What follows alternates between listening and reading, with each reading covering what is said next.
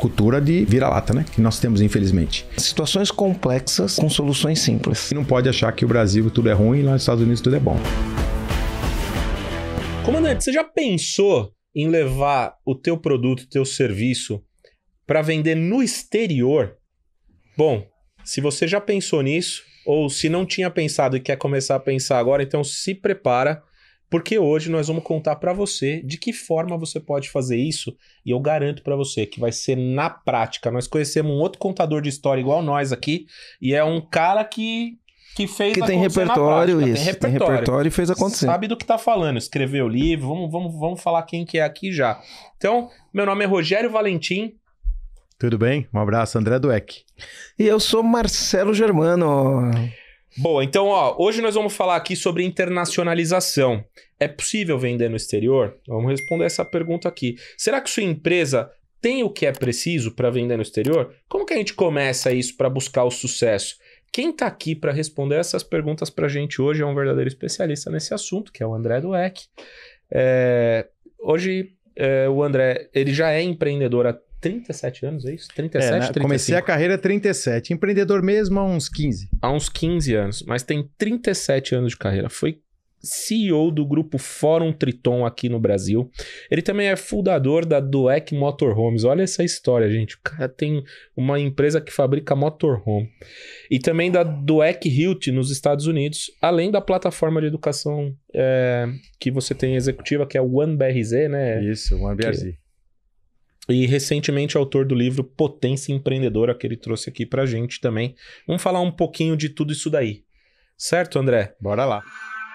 Então vamos lá, para começar, qual que é o momento certo para o empreendedor levar o negócio para fora e quando o mercado está saturado no Brasil, né? É porque está saturado que vai? Ou você define o momento quando você atinge tudo? Você define o momento por outra questão? Como por que você foi levar a marca para os Estados Unidos? Conta um pouquinho dessa história para gente. Uma ótima pergunta. A grande questão de internacionalização não é necessariamente você montar uma operação no exterior, mas é você buscar um know-how no exterior e aplicar no seu negócio aqui e começar a internacionalizar o seu processo. Não é montar uma filial, montar uma operação, um escritório, isso daí é uma segunda etapa.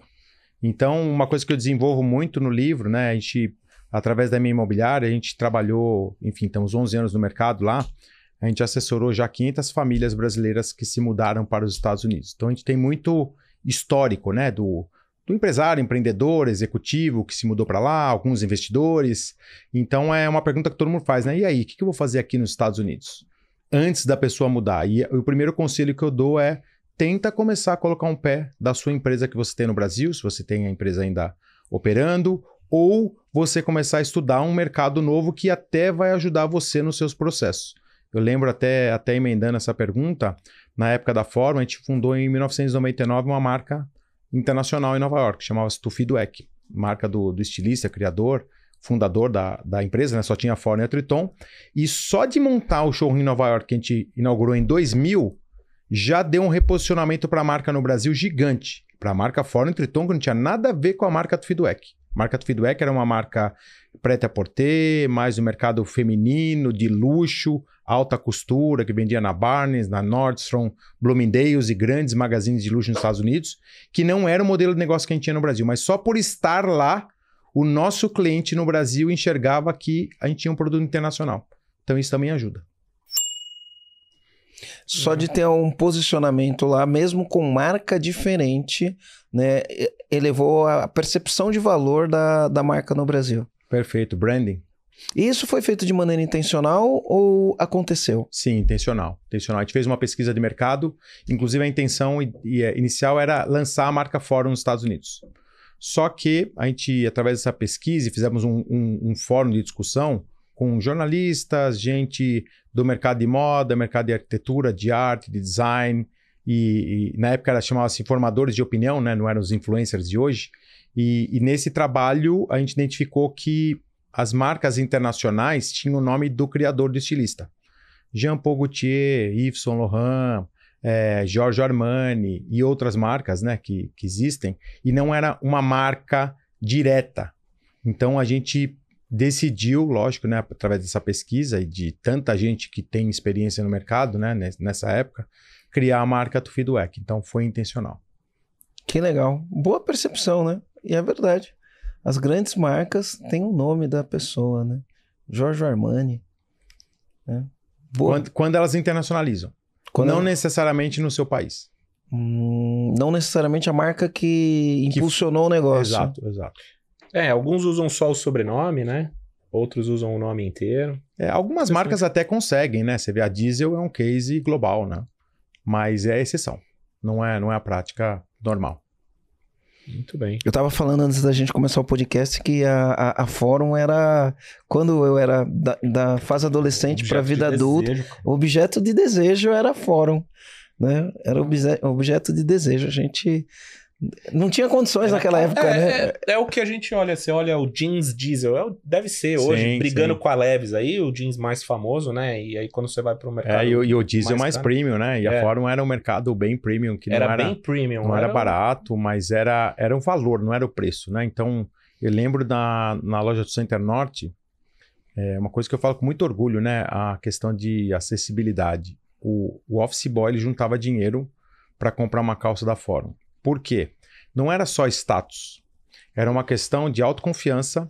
Então, um garoto que mesmo vinha da periferia, assim como nós, né? A gente vem de uma família muito simples, né? Origem, meus avós fugindo da Primeira Guerra, criaram 9 filhos num quarto e cozinha, eu morando em internato de crianças carentes, então a gente não teve vida fácil. Então, a acessibilidade, que muita gente fala, né? A gente vê muito na mídia, só quem passou para saber exatamente o que muda a vida de uma pessoa.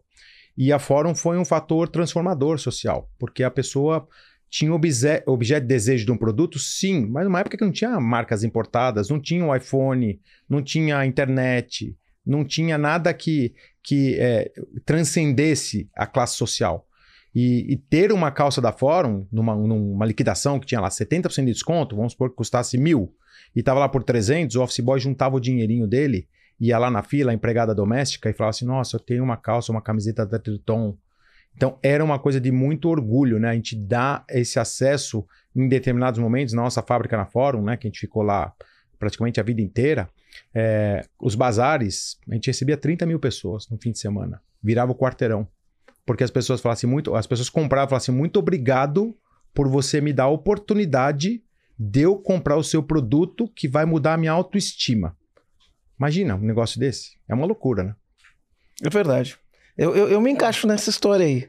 Eu já fui eu me encaixo nessa história. Na Moca. Usar uma roupa da Fórum mudava a minha autoestima. Pô, obrigado, hein? Ajudou a pagar meu salário. Mas eu era o office boy que juntava o dinheiro e juntava o 13º. Que bom, pra comprar a calça da Fórum. Essa calça pra você a gente vendia com prejuízo, mas tudo bem. Mas a gente tava fazendo uma ação social. Legal, que legal, que legal. Agora, do ponto de vista aqui, pra gente ser prático aqui, né? Como que o nosso... A gente tem apelidinho pras coisas aqui, né? A gente chama o nosso cliente, a nossa audiência de comandantes, né? Como que o nosso comandante que tá aqui assistindo a gente pode identificar o espaço dele no exterior, né? Como que ele faz para identificar qual é o espaço dele? Tem pesquisa, tem acesso? Como que funciona? Quando a gente fala de ir para o exterior, a gente pensa primeiro nos Estados Unidos, né? E se a pessoa estiver pensando primeiro na Europa, como que é esse início de decisão, de olhar, de entender como funciona? Ótima pergunta também. Eu acredito numa regra que, logicamente, que eu desenvolvi mais nos Estados Unidos do que na Europa. Eu estudei também o mercado europeu, não asiático, mas chama a regra dos 10. O que é isso? Para você estar num lugar... Primeiro, né? A sua marca, seu produto, seu serviço, você precisa ter explorado aquele lugar no mínimo 10 vezes. Por quê? Não dá para você fazer uma viagem, vamos supor, né? O Marcelo tá falando que morou em San Diego. Fui uma vez para San Diego e olha, eu acho que lá é o lugar perfeito para minha empresa, para minha marca. Não vai. Por quê? Porque é emoção. Vai ter toda emoção. Por mais que você faça pesquisa, é uma pesquisa tendenciosa. Você quer ir para San Diego... Entendeu? Então o que acontece? Esse é um erro que grandes marcas brasileiras cometem. Vou dar um exemplo. O setor de gastronomia. 90% dos restaurantes que foram, principalmente para a Flórida, né, que é o maior mercado, quebraram em um ano. Por quê? Porque o dono foi para lá, passava férias, que legal, que bacana, foi 2 vezes, comprou um imóvel, falou, nossa, eu vou montar meu restaurante aqui, porque tem muito brasileiro. Eu tenho 50 restaurantes no Brasil, eu sei tudo, tal, e aí não estudou comportamento do americano, não estudou ponto de venda, não estudou a hora certa e não fez a regra dos 10. Tá lá 10 vezes pesquisando, indo em feira, participando de seminário, de congresso, indo lá no concorrente mesmo, batendo na porta e fazendo pesquisa de mercado, né? A Zara, quando entrou no Brasil, era uma coisa super engraçada. Sexta-feira eu ia na loja, normalmente, né, os diretores iam na loja, e eu encontrava um monte de gente da Zara. Falei, e aí, o que vocês estão fazendo aqui? Estão passeando na nossa loja? C&A. O que eles iam fazer? Pesquisa de mercado. Falei, deixa eu ir lá na fórum ver o que os caras estão fazendo. Então, que é normal, é livre, né? Você não pode trancar a tua porta e falar, não entra meu concorrente. Isso aí... Bobagem. Não tem crachá, né? Não existe isso, né? Isso é normal, o mundo inteiro. A concorrência é para isso que tem um mercado aberto. E quem vai para fora não faz isso. Por quê? Porque, às vezes, uma coisa que eu exploro muito no meu livro, né? Não existe sucesso absoluto. Não existe. Sucesso é relativo. Então, você pode ter sucesso no teu mercado, no teu país, na tua cidade, na tua região, naquilo que você se especializou e é muito bom, só que você vai para um outro. Você acha que você vai ter o sucesso ou que você já tem o sucesso e muitas vezes você não tem. E aí a soberba te derruba. Porque os hábitos são muito diferentes, né? O hábito do americano no consumo, no jeito de comer, o tamanho dos restaurantes é tudo diferente da gente, né? O hábito de levar a sobra embora, né? A gente até tem isso aqui, mas é muito diferente, Cultura, né? Cultura. Então, produto mesmo, né? Você vê, a Fórum, a marca Tweedwack, não tinha jeans nos Estados Unidos. Não tinha. Por quê? Porque a gente viu que tinha um espaço enorme para um produto bem elaborado, de alta costura, uma malharia fina, vamos falar assim, de produtos da Tweedwack que conseguiria entrar nos grandes magazines. Por quê? Imagina lá na Barnes, na Nordstrom, você entrar com jeans. Pô, tem todas as marcas europeias lá. Diesel, Replay, a Seven e outras. Você fala assim, pô, olha, tudo bem, eu sou um jeans brasileiro. O cara vai te dar lá a ponta do corner, a loja tem lá 3.000 metros, ele vai te colocar num cantinho, sem iluminação, lá no lugar sujo mesmo, da loja que ninguém vai. Sabe aquele negócio de ficar vassoura encostada no canto? Não, mas o meu jeans é muito bom. É muito bom no Brasil. Mas lá, pra você ficar num cantinho perto da vassoura, que ninguém vai lá na loja, pra que você vai ter teu jeans lá? E uma marca desconhecida, né? Que ninguém sabe nem falar o nome? Entendeu? Ela é conhecida pra gente, mas Então também tem essa questão de você explorar bastante, fazer muita pesquisa, entrar muito pé no chão. A gente era gigante no Brasil, né? Modéstia à parte, a Fórum Triton, aí 33 anos de trabalho, né? De uma família, era um projeto de vida, né? Tínhamos aí 100 e poucas lojas entre próprias e franquias, quase 1.000 pontos de venda. Nos Estados Unidos a gente entrou pequenininho, assim, bem humilde. Falamos, peraí, vamos começar aqui do zero de novo. Então também isso daí acaba atrapalhando um pouco. O ambiente de negócios nos Estados Unidos, ele é mais favorável que o Brasil? Ele é um outro jogo, sim. Mas a impressão que eu tenho é que, enfim, ele não dificulta, mas ele é um jogo que você precisa entender o consumidor, né? O comportamento do consumidor lá é diferente do comportamento do consumidor aqui, e as relações de trabalho lá são muito diferentes das nossas. Culturalmente, né? Acho que a gente sempre tem que partir do princípio da cultura, né? É um país que não tem os mesmos princípios que o Brasil, né? Então, é bem diferente. Lá é a cultura da liberdade, da maneira correta, de punição, de denúncia. Então, é um país que você precisa andar muito na linha, né? Tanto com o seu produto como com o seu serviço. Mas, ao mesmo tempo, é um país gigante. Então, a grande questão que eu vejo, né? Os brasileiros, eu tinha uma visão muito equivocada quando eu morava no Brasil e eu queria morar nos Estados Unidos. País de primeiro mundo, tudo organizado, lá tudo funciona, a economia é gigante, o PIB, a pujança financeira, o país do consumo, e o Brasil, nós somos super difícil aqui, burocracia, imposto, confusão, muda a política, enfim. E aí eu achava que lá era muito melhor. E o brasileiro era muito pior. Cultura de vira-lata, né? Que nós temos, infelizmente. Uma das coisas que eu mais levanto no meu livro é exatamente isso. É o empreendedor brasileiro ao redor do mundo, que nós temos que ter muito orgulho. E eu fui lá para provar, não só para mim, mas muitas pessoas que eu acabei ajudando ao longo desses 11 anos nos Estados Unidos, que o brasileiro é muito bom. E aí o ambiente não muda muito. Por exemplo, São Paulo, né? A gente está em São Paulo. O cara que é guerreiro em São Paulo, começou do zero, empreendeu, cresceu, ele vai se dar muito bem nos Estados Unidos. Se ele seguir o mesmo princípio de garra, de criatividade, de inovação e nível de serviço. Por quê? Porque isso daí é o que o americano tem pouco. Então você tem que explorar o quê? O lado que você tem uma oportunidade. As forças, isso. Eu não vou querer explorar um lado... Lá, por exemplo, o sistema é super simples. Eu não vou querer fazer um negócio muito sofisticado porque eles não vão pagar. Não adianta eu querer fazer um software lindo, maravilhoso, complexo, e os caras lá têm o QuickBooks, que ele paga lá $19 por mês, e faz a contabilidade da empresa dele. Não adianta. Então, o americano é muito simplista. Então, aonde que eu tenho que atacar? Na criatividade. Que o americano ele é muito travado, porque como o negócio dele funciona, ele vai muito by the book, como a gente fala, né? Vai muito na regra certinho. Questão da inovação, e as pessoas confundem inovação. Fiz um post nas minhas redes sociais essa semana sobre isso. Na inovação, as pessoas acham que é ciência, que é tecnologia, que é startup, que é unicórnio. Não é isso. É inovar nos processos, na maneira de você tocar o seu business, na relação que você tem com os seus clientes e com os seus funcionários. Tá? Isso é inovação. Você fazer diferente para que as pessoas queiram trabalhar na tua empresa, para que os clientes queiram comprar de você e para que os fornecedores tenham você como parceiro estratégico e te faça até o melhor preço. Pela questão da tua inovação. Fala assim, olha, eu sou parceiro lá daquela empresa, que é uma empresa inovadora dos brasileiros, e isso me ajuda, me posiciona, me abre mercado. Então, isso é uma coisa que a gente tem que explorar como brasileiro no mercado americano. Tá? E eu falo porque eu já montei empresa lá que não deu certo, inclusive na Califórnia, tá? Que é um outro mundo, outra cultura, outra lei, questão de polarização, né? Estados Unidos é um país muito polarizado, principalmente questão política, né? Com os democratas e os republicanos. Então, são regras... Eu não estou nem querendo entrar no âmbito político, mas cada estado é como se fosse um país. Então, você precisa saber transitar, né? Eu não me dei bem na Califórnia, entendeu? Não estou falando que tudo que está no livro aí deu certo. Inclusive, tem muitas lições aí das coisas do que não fazer. Teve gente que foi bem, se deu bem na Califórnia, se deu bem na Flórida.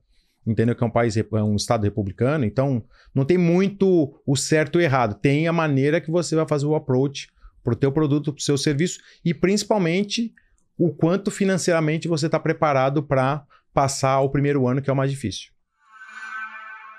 A tua primeira experiência foi com a moda lá, do Feedback? Não. Na verdade, Como funcionário, sim. Legal. Eu queria saber, qual foi a tua primeira experiência empreendendo mesmo? Foi com a imobiliária ou foi com o motor? Foi com a imobiliária. Pô, eu assisto programas de imobiliária, eu acho muito legal. O corretor é um jeito bem diferente do que a gente vê aqui, né? Ele tem que respeitar o setor dele, a área que ele atua. Como que é? Como que foi? Como que você chegou lá e... Isso é uma coisa que eu sempre gostei de comprar e vender imóvel no Brasil, sempre fui curioso. Eu lembro que eu tinha um apartamento na Riviera São Lourenço, no litoral norte de São Paulo, logo no começo dos anos 90. Eu não tinha, devia ter 3 prédios lá. E aí, todo lançamento eu ia lá, pegava a brochura de marketing, o display, a maquete, e queria entender as plantas. Pô, eu trabalhava na área financeira da empresa de moda, não tinha nada a ver com o mercado imobiliário. Mas sempre gostei. E aí, na crise do subprime, a gente vendeu a empresa em 2008, né? Dólar baixo, 1,60. Eu comecei a investir em imóveis nos Estados Unidos. E aí eu vi que o nível de serviço era muito básico, bem feito. É o arroz com feijão bem feito. Mas não tinha nada que se comparasse com o nível de serviço, por exemplo, numa cidade como São Paulo.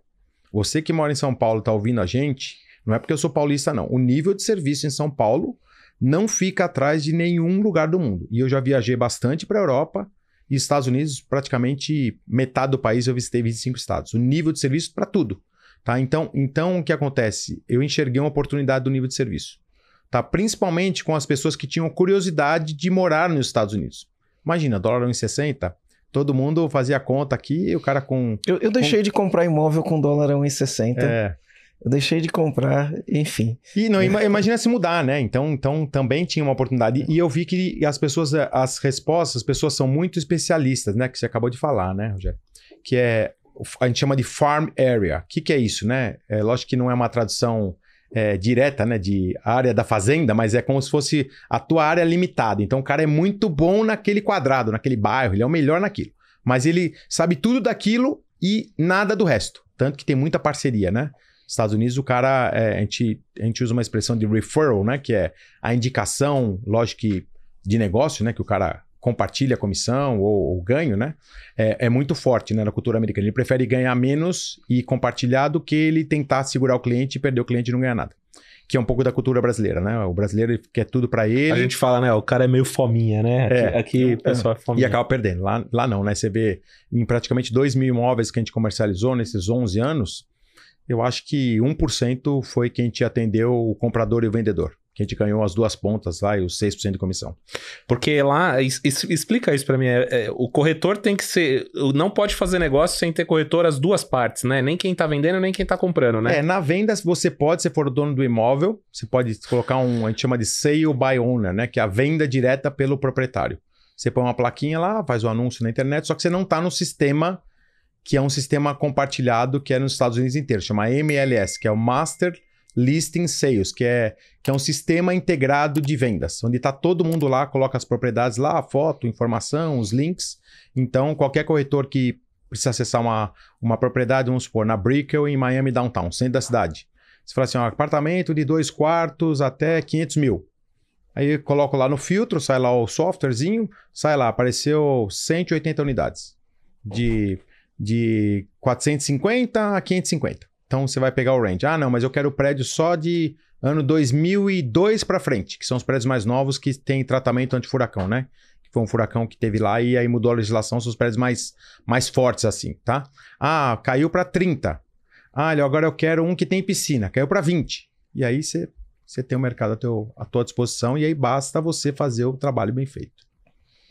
Eu tava em Miami quando deu o furacão em 2017, que foi? Você fugiu 2017, de Miami, eu fugi de Miami. Não é que eu fugi, evacuaram, né? Você teve que sair de lá. Evacuaram, tive que sair. Você foi de carro, né? Você fui pra Chicago de carro. Nossa, foi longe, hein? Podia ir pra Atlanta, metade do caminho. Não, eu fui pra Atlanta, eu dormi em Atlanta, né? Tá. Porque eu ia numa convenção, tem uma empresa, eu represento uma empresa chamada Otto, uma empresa americana, eu represento ela no Brasil, numa das minhas empresas. E aí ia até convenção da empresa, mas eu estava em Miami, eu queria fazer alguns negócios, visitar algumas empresas de treinamento, então eu não tinha a passagem para Chicago. Aí quando teve o negócio que deu evacuação, né, eu não conseguia comprar a passagem. Sim, se eu já tivesse a passagem, talvez eu conseguiria um voo, mas eu não tinha. Então, aí eu aluguei um carro, fui de carro, aí parei em Orlando, Atlanta, aí parei em Louisville, e aí de Louisville eu fui para Illinois e fui para Chicago. Mas enfim, tava em Miami. Atravessou o país, quase o Canadá. Foi muito legal. Já é a legal. divisa do Canadá. Foi muito legal essa viagem. Muito bom, cidade maravilhosa. Foi muito legal essa viagem aí.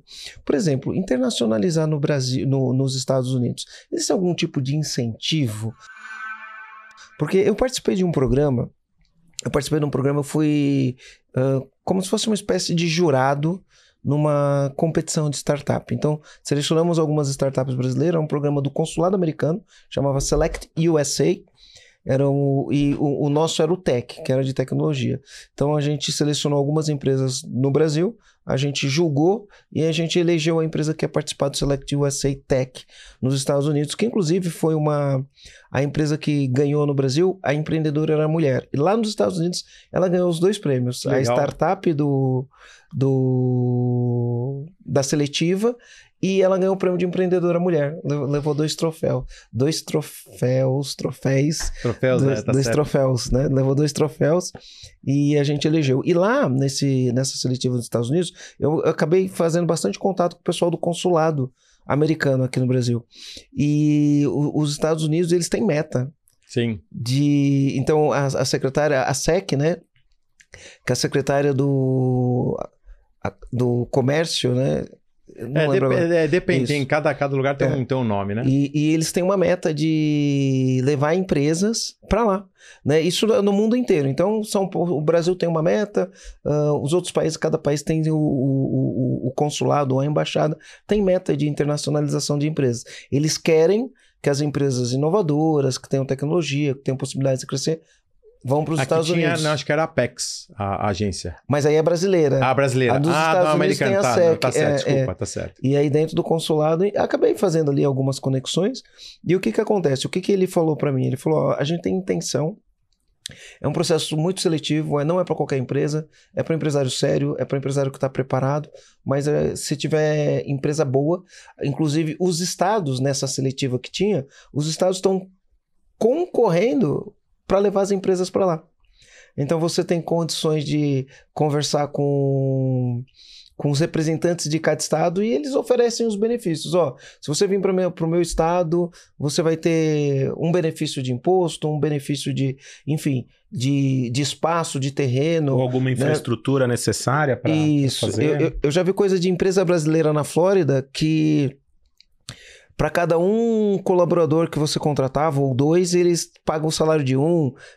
Já vi esse tipo de benefício, né? Então, os Estados Unidos, ele tá, por incrível que pareça, ele está aberto para empresas que vão para os Estados Unidos crescer, levar tecnologia, levar inovação, né? Gerar emprego. Eles estão abertos para essas empresas, né? Diferente no Brasil, né? O Brasil é fechado. Você vai vir aqui, você vai enfrentar um monte de obstáculo, um monte de barreira, né? Você chegou a ver algum tipo de programa como esse? Sim, sim. Mas é mais regionalizado, né? Porque depende da região. Depende do estado, né? Então, você pega, por exemplo, além do estado, você pega, vamos falar só a região de Miami, né?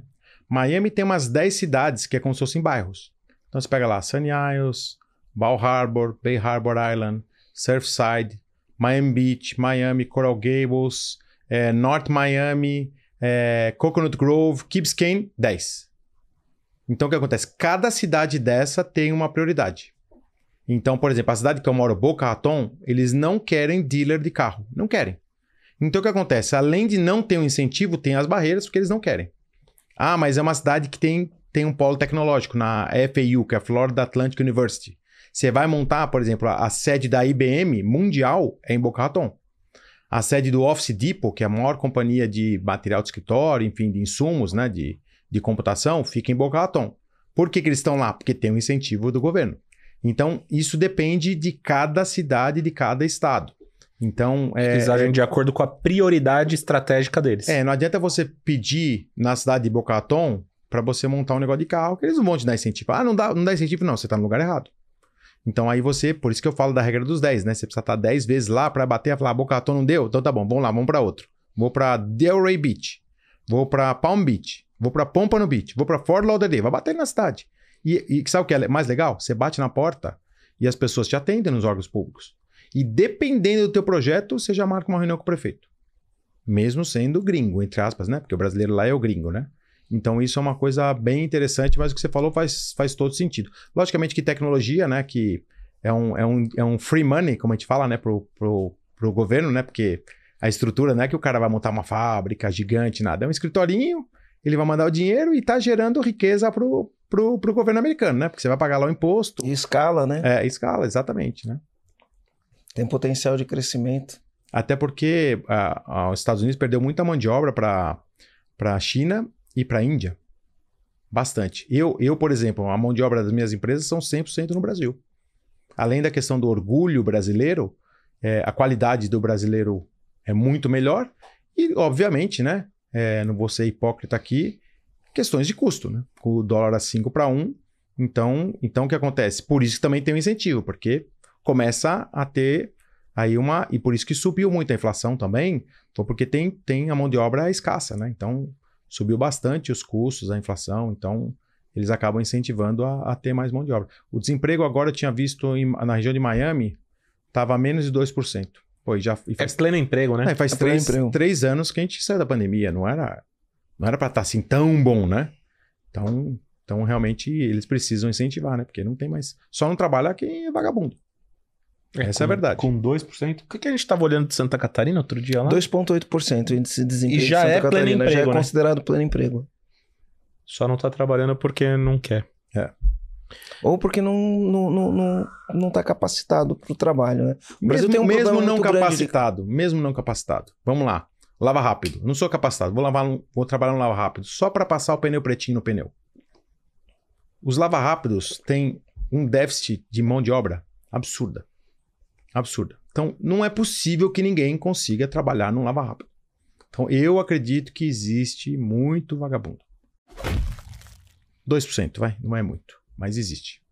O cara que não quer trabalhar. Quer ganhar dinheiro, mas não quer trabalhar. Até porque também tem programas assistenciais, né? Do governo que o cara pegou na pandemia e aí se ele trabalhar, ele perde a mamata. Ah, entendi. Então tem disto também. Tem. Já tá acabando, né? Porque eu acho que eram acordos que foram feitos e agora tá acabando. Então no final talvez volte a trabalhar.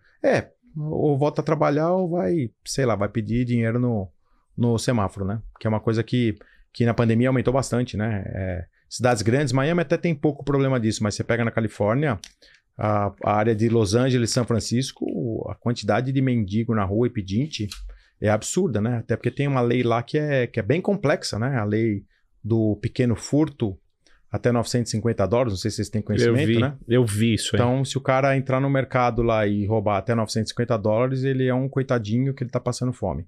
E aí o cara não pode trabalhar. Porque daí se ele é pego, fala assim, tá aqui, ó, tô desempregado, moro na rua, sei lá, moro numa região vulnerável. Ah, então tá bom, então você vai tomar uma multa, como se fosse uma multa de trânsito. Mas você não vai ser preso. Então isso daí também acaba atrapalhando um pouco. Pô, é muito louco pensar nisso, né? Os estados mais democratas. Os republicanos, eles são mais exigentes. E isso, pra mim, isso daí tem um efeito devastador pra economia. Não, com certeza. Você vê a Califórnia, o êxodo da Califórnia é um dos poucos estados, os estados mais ricos, né? Pra quem não sabe, a Califórnia tem um PIB maior que o do Brasil. Os estados mais ricos do mundo, né? Seria, acho que a quinta economia no mundo, um estado. Eles estão perdendo muita empresa, né? Você vê a própria Amazon, né? A Amazon tava com problema, eu ia falar isso. Os caras pulam no trem, jogam os pacotes para fora. Tesla agora tá indo pro Texas, uma planta gigante, né? Já estão desenvolvendo. E outras empresas do silício, logicamente que ainda é um estado gigante, né? Muita pujança. Mas isso daí, muita gente tá saindo de lá, né? Questões de segurança também, né? E logicamente ninguém quer estar num lugar que tem um negócio assim tem, pra você ter uma ideia, em São Francisco, até fugindo um pouco do assunto aqui, mas as pessoas pedem para você estacionar o carro e baixar os vidros, deixar o carro aberto. Porque daí o cara não quebra o vidro, ele abre a porta, vê que não tem nada dentro e não quebra o teu vidro. Então, a gente também não pode achar que o Brasil tudo é ruim e lá nos Estados Unidos tudo é bom. Não é assim, não. Legal. Problema tem em tudo quanto é lugar do mundo, né? Exato. Problema tem em tudo quanto é lugar do mundo. Você lá hoje, você tá no real estate, você tá no negócio de motorhome, né? Como surgiu esse negócio do motorhome? Motorhome surgiu de uma paixão pelo automobilismo, né? Que eu fui piloto, meu. O André é piloto, Marcelo. É piloto. Eu me considero ex-piloto, mas dizem que não existe ex-piloto, né? Uma vez piloto, ser piloto, dá um volante lá e um motorzinho com câmbio, a gente vai tá acelerando, né? Logicamente na pista com segurança. Mas, enfim, vem um pouco da cultura do automobilismo, né? E o primeiro mês que eu mudei para os Estados Unidos, a gente fez uma viagem de motorhome. Lá para Carolina do Norte, a minha esposa queria conhecer a neve, as montanhas, e as crianças também queriam viajar, tal. E, pô, primeira semana, tudo é festa, né? Mudei para os Estados Unidos, a Disney, passa o Natal na Disney, o Réveillon já vai para as montanhas. E aí eu vi que tinha uma oportunidade enorme, porque o motorhome era muito básico, sem serviço nenhum e treinamento zero. Então, identifiquei uma oportunidade, porém, eu tinha acabado de mudar, né? Imobiliária, estava focado ali no meu objetivo pôr o pé e fazer dar certo. Aí, 3 anos depois, já estava um negócio mais consolidado da imobiliária, aí conversando com um amigo meu... Já tinha ficado milionário em dólar. Ele ficou antes de ir, Rogério. Ficou antes de ir. Aí compramos um motorhome para testar, e aí começamos a oferecer alguns serviços, sempre focado no serviço, e nos associamos à maior associação de motorhomes do mundo, né, chamada RVDA, RVDA, para aprender, porque é um mercado gigante, né? 13 milhões de motorhomes, 250 locadoras, 450 concessionárias e na indústria mais de 1.000 fornecedores, né? Então, um mercado muito gigante, para vocês terem uma ideia. Existem 1.000 empresas produzindo motorhomes de todos os trabalhando, tipos. Serviço, produto, venda, tudo, tá? 13 milhões de motorhomes, são 3 milhões de americanos que moram em motorhomes, 1% da população, são nômades, que não tem casa, não tem carro, só em motorhome. Pra vocês terem uma ideia, o mundo inteiro somado, esse número agora deve até estar passando para 14 milhões, tá? 13 milhões era 2 anos atrás, mas não saiu o relatório novo ainda, e está vendendo na média 500 mil motorhomes e trailers, né, por ano. Então vai ser 14 milhões e o mundo inteiro somado tem 10 milhões. Então imagina o tamanho do mercado. E questão de cultura também, né? Empresas de 50 anos, 60 anos, faz parte da cultura americana, dos filmes, né? Que a gente assiste, do estilo de vida mais outdoor. O americano é mais simples mesmo, né? Ele vai lá, ele come no descartável, ele joga fora, ele não tem muita exigência nessa questão, né? Então encaixa bastante com com o estilo do motorhome, né? E menos tecnologia, mais natureza. Então, isso daí acaba trazendo aí muita gente que tem essa ideia de fazer uma viagem de férias, né? De desconectar um pouco. E aí, não tinha isso para os brasileiros. A gente foi a primeira locadora de sócios brasileiros. Na verdade, a gente não fabrica, a gente só aluga e vende propriedade compartilhada. Tá? Que eu posso até explicar um pouquinho melhor. Mas a gente foi a primeira locadora de sócios brasileiros baseada no serviço. Então eu falei com o meu sócio, né, o Flávio, ele tinha morado na Suíça há muitos anos, executivo de multinacional, foi morar lá, teve uma empresa de varejo, né, um tipo desses check cash, que é como se fosse uma factoring dentro de uma loja de conveniência, lá é muito comum, né? E aí tinha vendido, eu falei, vamos montar um negócio aqui, ele gosta da operação, um cara que é bem interessado para essa parte de detalhe, de engenharia. E aí a gente montou a Dweck Motorhomes em agosto de 2015, com o objetivo de ser a empresa número 1 nos reviews. Não era ser a maior. Era ser a que te prestasse o melhor serviço baseado em uma experiência 5 estrelas. E aí, 8 anos depois, eu falo com muito orgulho, né? Não é para querer nos gabar, não, mas a gente tem que ter orgulho de ser brasileiro mesmo, a gente tem que levantar essa bandeira. A gente é a companhia número 1 do mundo em reviews no Google, no Facebook, no Yelp, no Outdoors, que é uma plataforma tipo Airbnb dos motorhomes, e no TripAdvisor, com 4.9 estrelas de 5. Então foi baseado no nível de serviço. A gente não tem capacidade financeira para ser uma empresa gigante, como tem a maior empresa do mundo lá, com 4 mil motorhomes, a gente tem 15 na frota. A gente não tem 30 filiais como eles têm, ou 10 como a segunda tem. Um mercado super concentrado, 2 empresas representam 80% do mercado. E as outras 248 brigam por 20%. Então, aonde eu vou conseguir concorrer com eles? Branding, não consigo, porque os caras têm 50 anos, vou demorar muito. Estou construindo nosso branding, lógico, né? Experiência que eu tive na Fórum, né? Até o próprio sobrenome ajuda, né? Toda a parte de logotipia, de cuidado, detalhe, mas a gente está no mercado gigante. Com 15 motorhomes, a gente não vai conseguir fazer um branding tão sólido com produto, mas eu consigo com serviço. E no digital. Então foi aí que a gente atacou e a gente conseguiu crescer bastante nesse período. Comandante, quer ter mais clareza da sua empresa, entender quais são os obstáculos que você tem pela frente e como superá-los? O EAG preparou para você uma coisa exclusiva. A gente tem aqui um diagnóstico completo e gratuito. É só você clicar aqui no segundo link desse episódio e agendar uma sessão com um dos nossos especialistas. E aí lá você vai receber o seu diagnóstico completo com os planos de ação que você tem que fazer para superar esses obstáculos. Estou esperando você lá.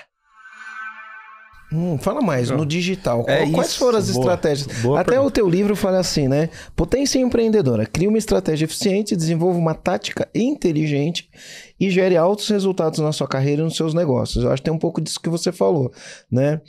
Então você utilizou ali o digital para vender esse serviço, né? Então tem aqui um pouco disso, estratégia eficiente, tática inteligente e altos resultados. Como que é isso daí?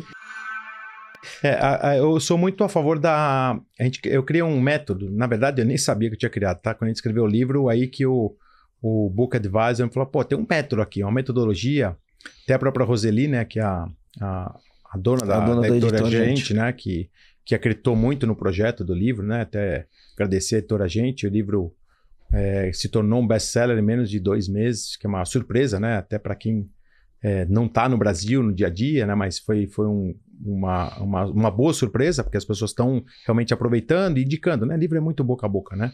Mas a questão, voltando para isso, né? É tudo muito simples. O ETO, né? Que é estratégia inteligente, tática eficiente e operação simplificada, que é o seguinte, você não precisa ter estudado em Harvard, uma faculdade de primeira linha, ter nascido num berço esplêndido, ter dinheiro, ter muita cultura, ter uma condição socioeconômico avançada para você ter resultado. Então, pra vocês terem uma ideia, do Dweck Motorhomes começou no Instagram e uma planilha de Excel e um motorhome com $10 mil. 5 mil eu, 5 mil Flávio, financiado. Foi assim que começou a empresa. As pessoas começam a empresa com um business plan muito parrudo, sabe? Eu sei fazer business plan, imagina. fui diretor financeiro de uma empresa, o Flávio também de multinacional, business plan a gente fazia tranquilo. Todo ano. Não precisa nem de template. Todo ano. Fazia eu e ele no Excel lá, vamos fazer no fim de semana. Mas não adianta fazer um business plan super complexo se a gente não está testando o mercado. E como que a gente vai testar o mercado? Comecei com o Instagramzinho. Quanto custou? 0. O mailing, tinha uma empresa lá que chama Wix, que paga lá $9 por mês. Não tinha website. E Excel. E um e-mail do Gmail. Falei, claro, vamos ver se esse negócio vai girar no digital. E fazendo muita pesquisa no Instagram. No meu, pessoal, né? Até tava comentando, né? Imagina que as pessoas... Eu queria saber qual que era a oportunidade que eu tinha. E aí, fiz lá uma pesquisa, uma enquete. No Instagram e no Facebook eu tinha, sei lá, 10 mil seguidores na época. Você já viajou de motorhome? 1.000 pessoas responderam. 98 falaram assim, não. Falei, opa, então tem uma chance aqui desses caras que já me seguem, me conhecem, tá? De repente, você que respondeu que não viajou, porque daí eu esperei a resposta, né, no outro dia, que era 98%, né? Você tem medo de viajar de motorhome? 80%. Sim. Então, identifiquei, 98% não viajou porque tem medo, porque 80% tem medo. E o terceiro, se a gente oferecesse um test drive prévio, te ajudasse a criar um roteiro, tivesse um serviço em português 24 horas, você alugaria? 90%. Sim. Então, achei ali no digital a minha maior pesquisa. Não precisei contratar instituto de pesquisa nem nada. E aí começamos com orgânico, sem tráfego pago, nada. E aí algumas agências de viagem começaram a recomendar nosso trabalho, blogs de viagem que vinham lá e faziam parcerias com a gente davam desconto em troca de divulgação, mas eles faziam não é nem um review, né, que é depoimentos durante a viagem mesmo, muito honestos, né, de quando precisavam do serviço, e aí foi começando a crescer a empresa. Então o digital não foi sofisticado, falar, não, nós contratamos, fizemos uma campanha, uma estratégia, uma agência, montou um time de growth, nada. Né? E vou falar, eu sou um cara de 50 anos de idade. Eu não sou dessa geração milênio, Z, que já nasceram no digital. Eu sou um cara híbrido, assim, sou um cara curioso, vou atrás, mas não é que eu nasci no digital, eu nasci no analógico. Entendeu? Eu era expert em Lotus. Vocês nem lembram disso, né? Eu lembro. É antes do Excel, gente. Vocês estão ouvindo a gente, Lotus não é aquela equipe de Fórmula 1, não. Entendeu? Era um sistema. Era um modelo de banco de... Era um modelo de banco de planilha, né? Pré-Excel, exatamente. Então não é que eu era digital, nada disso, entendeu? Então também teve que ter muito esforço, né? E acertar e errar. E, logicamente, uma foto bem feita, um texto bem elaborado, que isso daí também, gente, não é fortuna, entendeu? É só você usar um pouco de criatividade, a tua garra. Volto a falar, estratégia inteligente, tática eficiente e operação simples. Então, o nosso digital foi baseado nisso também. Operação simples. Muito, muito legal. Sabe que como princípio de gestão, André, a gente como princípio de gestão, eu uso aquele acróstico, funciona para as duas, né? Que é o KISS, né? Quando a gente vai estudar gestão, uma das primeiras coisas que eu aprendi quando fui estudar gestão era o KISS, né? Keep it simple. Né? Mantém as coisas simples, né? E você falou, operação simples, né? E quando a gente vai para a literatura, quando a gente começa a se aprofundar na gestão, tem um cara que ele é uma tremenda referência, que é o Godrat. Ele escreveu o livro A Meta e a Escolha. E ele tem uma frase que essa frase me acompanha. Em muitas situações eu lembro dessa frase. Ele fala assim, situações complexas você resolve com soluções simples. Perfeito. Né? Situações complexas a gente resolve com soluções simples. Porque se a situação é complexa e você vai dar uma solução que é mais complexa que o problema, né? Dificilmente você vai resolver o problema. Né? Não se resolve o problema com a mesma mentalidade com que ele foi criado. Quando você falou aqui, né? Estratégia eficiente, tática inteligente e operação simples, né? Isso aqui acendeu um alerta aqui na minha cabeça. Começou fazendo uma pesquisa no Instagram, na caixinha de pergunta, né? Simples e eficiente. Na época o Facebook ainda era forte ainda, 2015 isso. E aí o que acontece? Eu começava a ir nas feiras de motorhome. Falei, e agora, qual motorhome a gente compra? Ia nas feiras, filmava um, filmava outro, e aí começava a fazer a pesquisa de concorrência. Qual que você prefere, esse ou esse? Eliminatória, esse ou esse, esse ou esse. De 10, sobrava um. Qual que eu vou comprar? Aquele que sobrou. Então, errava também menos no produto. E quem consome mais o serviço? São os brasileiros. Hoje é meio a meio a companhia. É lógico que ao longo do tempo a gente tem aí quase 1.200 locações.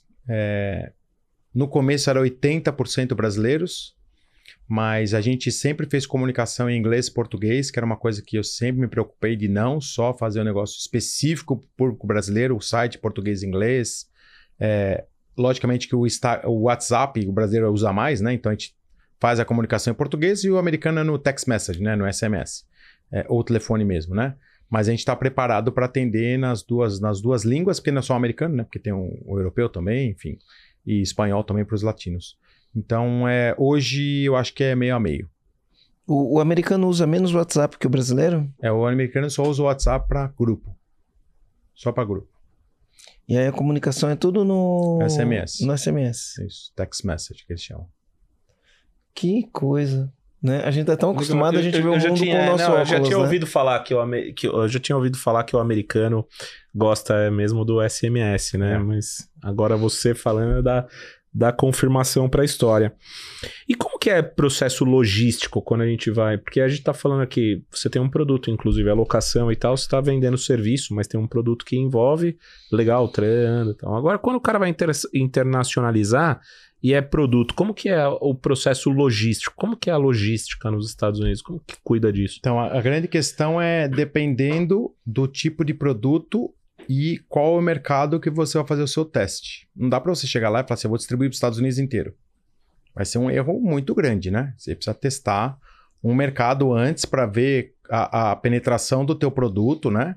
O que o americano vai responder, porque você não vai estar fazendo o produto para um nicho só de latino, né? Você pega o exemplo, da Oakberry, que é uma baita marca brasileira, né? Que tá indo super bem lá, começou engatinhando, vamos abrir uma loja aqui, outra ali, uma no estado, outra na outra, hoje eles já estão gigantes no mundo inteiro, mas a questão depois da logística, então não adianta também, volto a falar, né? A questão simplificada, não adianta a gente também querer já saber como funciona a logística antes de testar um mercado local.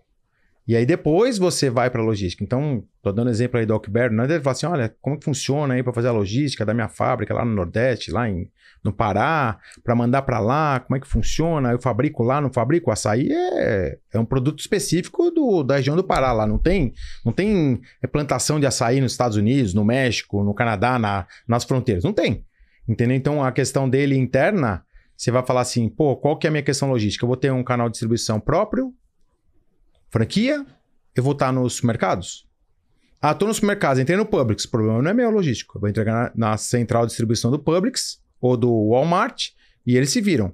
O meu planejamento estratégico está ter uma prateleira nos supermercados? Não. Estou dando um exemplo da Oakberry porque não está nos supermercados, tá?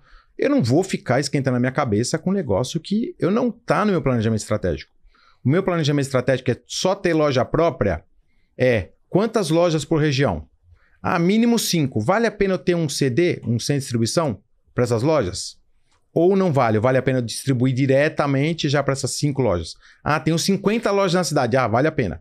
Então, não tem uma resposta muito direta, né? Então, muitas vezes, o maior erro que eu vejo, principalmente dos brasileiros, é querer usar o modelo de negócio que eles têm aqui e já transportar para lá muito sofisticado. E o sofisticado não é dinheiro. É com excessos que não necessita. E custa caro nos Estados Unidos. Mão de obra custa cara. Logística não é barata nos Estados Unidos. Entendeu? O imposto, não existe imposto até você ter lucro. Não existe imposto até você ter lucro. Mas não é o imposto o maior problema. Porque o brasileiro vê um pouco aqui, quando ele vai para lá, ele fala assim, poxa, no Brasil, se eu fui lá e faturei um produto, não tive lucro, mas já paguei ICMS, PIS, COFINS, se tiver ISS ou IPI. Independente do lucro. Nos Estados Unidos você não tem isso. Você não paga imposto nenhum até ter lucro. Mas você, por não ter isso, você relaxa. Fala, então é tranquilo. Então, a questão é só logística? É só produto? Não. A questão é ter uma marca. Onde você vai estar? Qual que é o teu posicionamento? Quem você quer atingir? Quanto tempo? Entendeu? Então, você vê, voltando aí no exemplo do Oakberry, porque é uma marca muito conhecida lá e que eu admiro muito, né? Eles entraram com parcerias em eventos globais. Tem lá no Super Bowl, tem na arena do Miami Heat, tem lá na Fórmula 1 e outros eventos que tem a ver com o DNA deles, né? Esporte. E aí os caras começaram a ser um nome fácil, né? Oakberry, O americano fala Oakberry. Oak, Carvalho, né? Oak e Carvalho, né? Na verdade, é uma marca que ele criou, né? O Oak do Carvalho e do Berry, né? Que é a fruta, né? Mas é um Oakberry, né? Então ficou mais fácil do que você também ter uma marca com nome brasileiro, que aí vai complicar, aí fica mais difícil. Então, para mim, a logística é um ponto secundário. Mas sabe o que eu gostei nisso que você falou? A estrutura de pensamento, que é baseado em perguntas, né? Você viu? Que ele falou, legal, quero ir para os Estados Unidos. Quero ir para os Estados Unidos. O que eu tenho que perguntar? Né? Aí você falou a pergunta, como que você vai distribuir? Vai distribuir através do Publix, né? Ou seja, o Publix, para quem não conhece o Publix, é uma rede de supermercados que tem, eu não sei se ela tem nos Estados Unidos inteiro, mas na Flórida ela é muito forte. É a maior da Flórida, nos Estados Unidos inteiro. É gigante. Na Flórida ela é muito forte. Ele falou, pô, se eu quero ir e quero ir através do Publix, eu não preciso de tanta logística assim. Mando para eles distribuem. Não, loja própria. Opa, loja própria eu já tenho que pensar, né? Eu vou ter que ter um centro de distribuição. Mas quantas lojas eu quero? 5? Bom, 5 eu não preciso de centro de distribuição. 50? Ah, já preciso pensar em centro de distribuição. Mas vou começar com 5 ou vou começar com 50? Vou começar com 5, então não preciso do centro de distribuição. Essa estrutura de fazer as perguntas evita com... É porque na engenharia reversa, né? Depois que a gente já sabe, aí tudo fica mais fácil, é o que eu sempre falo, né? O problema é você fazer engenharia reversa antes de começar, né? Para fazer as perguntas certas. Mas desse jeito que ele falou agora, ficou mais fácil. Ficou muito mais fácil. Porque a questão da estrutura simplificada, né? O business plan, lembra que eu falei para vocês? Não adianta você gastar e ir lá com um business plan de 50 páginas se você não tem nenhuma loja. E vou te falar, a Havaianas lá é gigante, né? A Grendene não é lá assim. A Balduco são empresas grandes. Eles entraram bem pianinho.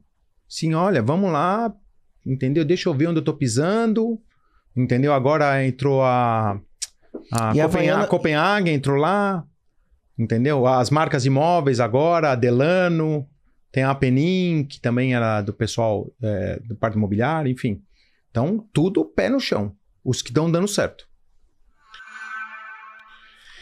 E das lições que você aprendeu levando lá os teus negócios para o exterior? Você levou, não, né? Você montou negócios lá no exterior. Lá nos Estados Unidos, principalmente. Qual que foi a lição que você teve que foi mais impactante? Se você pudesse voltar lá atrás, sabendo o que você sabe hoje... E dar um conselho pro André e falar, ó, vai aqui que é aqui, ó. Que conselho que você daria pro comandante que tá ouvindo a gente pensar nisso também? Assim, a gente fala no bilhete corrido, é fácil, né? Pô, eu ia jogar nesse número na loteria, pensei, sonhei, mas eu não tive tempo de manhã e deu o número que eu queria. É fácil falar assim, né? Eu não sou um cara que fico remoendo muito o passado de coisas que eu poderia ter feito melhor. Sabe por quê? Porque eu aprendi, cresci... E tenho lá uma operação consolidada hoje, das 2 empresas, e estou começando uma startup de educação agora, baseado em eu tenho que errar para saber o que é aquele consumidor local, nacional e depois global, né? Imobiliário até a gente está em 80 países, então é um negócio que expandiu bastante. Então eu não fico preocupado muito, porque o processo eu errar, ele só me fez acertar muito mais depois. Então, por exemplo, os motorhomes eu errei menos. Mas ele não alavancou tanto que nem a imobiliária. Então você fala assim, pô, o que você faria diferente na imobiliária? Pô, será que valia a pena eu fazer diferente? O que você prefere, errar menos agora e não crescer tanto? Ou errar mais agora e crescer bastante depois? Eu prefiro errar mais agora. E aí o que acontece? O empreendedor tem que ter essa aversão a risco. Fala assim, eu errei, mas cara, esse erro me fez acertar muito lá na frente. E eu aprendi isso com o automobilismo. O automobilismo é o seguinte, você vai lá, sai com o pneu frio, primeira volta, dá uma errada. As primeiras 2, 3 voltas, você passa um pouquinho da freada. Terceira, quarta, opa. Mas se você sair muito conservador, você não vai dar uma escapada, mas você não vai virar rápido. Você não vai saber qual é o real limite ali. Exato, perfeito. A tolerância ao erro é fundamental, né? A gente tem que calibrar, mas a tolerância ao erro é fundamental. Só que tem tipos de erros diferentes, né? Você tem um erro inteligente, que você está num erro de validação para entender como funciona, para entender o comportamento do consumidor. Esse é um tipo de erro totalmente aceitável e que impulsiona o empreendedorismo. Agora tem aquele erro que é o erro burro, né? Aquele erro por falta de processo, aquele erro que se repete toda semana, aquele erro que se repete todo dia. Escorregar na mesma casca de banana. A gente fala assim, a gente vai escorregar numa casca de banana, é inevitável, né? Não importa onde o tamanho que a gente esteja, o quanto a gente já atingiu o resultado, uma hora a gente escorrega na casca de banana. O problema é a gente escorregar na mesma casca de banana, né? Todo santo dia, toda semana, todo mês, enfim, esse é um grande problema. Exato. Pô, que papo legal, né? Que legal. Que legal. Sabe quando eu falo isso, o que significa? É que tá acabando, Rô. Mas sabe uma coisa interessante aqui, né? Eu gostei muito do jeito... Ele tem um jeito simples de analisar, né? E perguntas inteligentes, simplificando. Mas com uma profundidade, né? Simplificando. Gostei desse negócio. Estratégia eficiente, tática inteligente, operação simples. Mas sabe por quê, Marcelo Rogério? Porque senão não conecta com a realidade das pessoas. Se você que vira um empresário e você, empresário, está ouvindo a gente, tá? Vou dar um toque para vocês, porque eu tenho propriedade para falar isso. Não complica as coisas para mostrar que você é melhor que os outros. Pelo contrário, simplifica, porque daí quanto mais as pessoas crescerem, mais elas vão te entender e mais vão te ajudar, seja fornecedor, seja cliente, seja um parceiro, seja investidor, seja seu funcionário. Então, eu saí lá do zero. Por que que eu vou mudar o meu jeito simples que me levou até chegar a ser um empresário nos Estados Unidos? Qual o motivo? Só o ego. Só tem um motivo, é o ego. O resto não tem motivo. Entendeu? Então, o livro ele é muito simples justamente para mostrar para as pessoas que é possível, não é tão complexo, não precisa de tanta grana, e se você, logicamente, que cada um vai se identificar com uma parte, né? Porque o livro tem a primeira parte para os universitários, para quem está no nível júnior, quer chegar no nível gerencial, depois quem quer chegar no nível executivo, C-level, o diretor, depois os executivos que têm perfil para empreender também, porque não é todo mundo, né? Tem ideias boas, inovadoras e tem medo por cada zona de conforto, e depois ajudar o pequeno e médio empreendedor. Então, basicamente, somando tudo isso, qual que é? Processo simples. Então não tem segredo. Simplifica. Exato.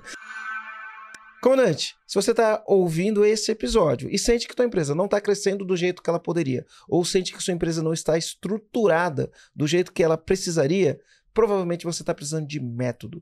Nós, no programa EAG, já treinamos mais de 6.500 donos e donas de pequenas e médias empresas, baseado em metodologia, que é baseado em 6 fundamentos de negócio. E entre eles, domínio pessoal, cultura, liderança, gestão, finanças e tração. Se você sente que um método vai trazer performance para tua empresa, você vai conseguir crescer do jeito que você queria, o programa EAG ele é certinho para você. Para você fazer a sua inscrição para participar do programa EAG é muito simples. Vai na descrição desse episódio aqui no Spotify, tem um link aqui, clica no link, preencha o formulário, o pessoal do meu time vai entrar em contato com você e a gente vai ajudar você a fazer sua empresa crescer do jeito que você quer e estruturada da maneira que ela precisa.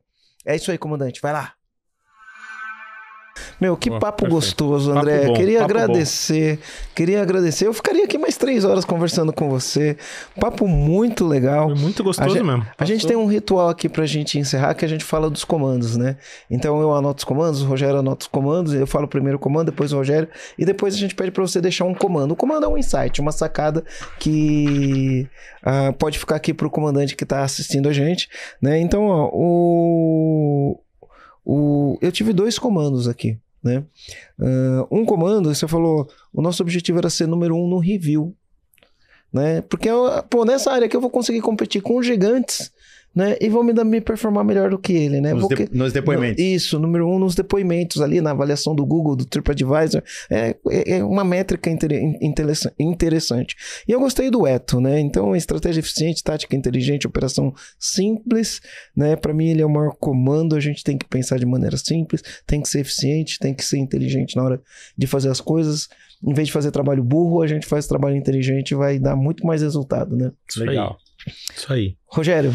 Me identifiquei muito, eu adoro fazer analogia para explicar as coisas, e quando você fez a analogia do sair com o pneu frio, fez muito sentido para mim. Então, se teste nos erros, né? Melhor começar errando mais agora para acertar mais no futuro, do que ser muito conservador agora e aí não performar mais no futuro. Então, teste os limites, né? Claro que com responsabilidade, mas teste os limites. O pneu tá frio, né? Pneu tá frio, né? Tem que ser responsável. É esse o meu comando. Qual que é o seu comando? Deixa um comando pra gente. Muito bom. Eu acho que é um pouquinho dessa essência que eu acabei de falar, né? De as pessoas... o brasileiro tem uma capacidade criativa e de empreendedorismo, digo do carrinho de pipoca, lá do camelô, tô falando da base mesmo, que a gente mesmo não dá valor. Então, o meu comando é para você que é microempreendedor brasileiro, executivo, estudante que está ouvindo a gente, O brasileiro é muito melhor do que nós mesmos nos autoavaliamos, tá? O americano é bom, o europeu é bom, mas eles se valorizam. Então, se o americano bate palma, eu lembro uma vez até para finalizar isso, eu lembro que eu comprei um carro assim, ok, eu gosto de carro, né?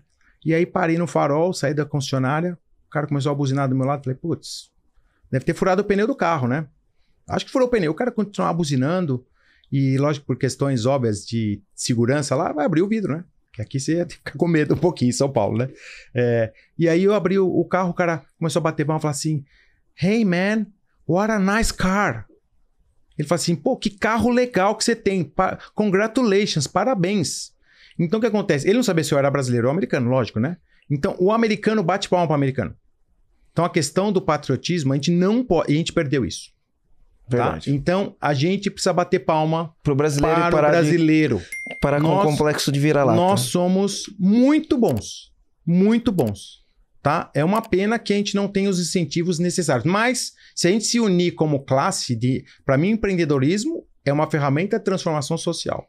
Eu tenho certeza disso. É essa bandeira que eu levanto. Principalmente empreendedor brasileiro.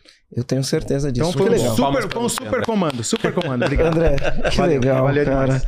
Muito bom. Eu que agradeço. Muito bom mesmo, cara. Mesmo. Foi demais. Foi maravilhoso. E se as pessoas quiserem te achar, André, como que elas te acham? Nas redes sociais, sou bem ativo no Instagram, @André Dweck, Dweck com K. No LinkedIn também, escrevo alguns artigos, um material um pouquinho mais estruturado. No Facebook menos, e no Twitter eu falo só de automobilismo. Então tem um pouco para todo mundo. Legal. Vou lá no Twitter, eu sou fã de Fórmula 1. Não tanto do automobilismo americano, ou Fórmula Indy, NASCAR, mas sou fã de Fórmula 1, gosto muito do automobilismo. Sou apaixonado. Que legal. Bora assistir uma coisa lá. Show de bola. Então é isso aí, comandante. Valeu. Comandante.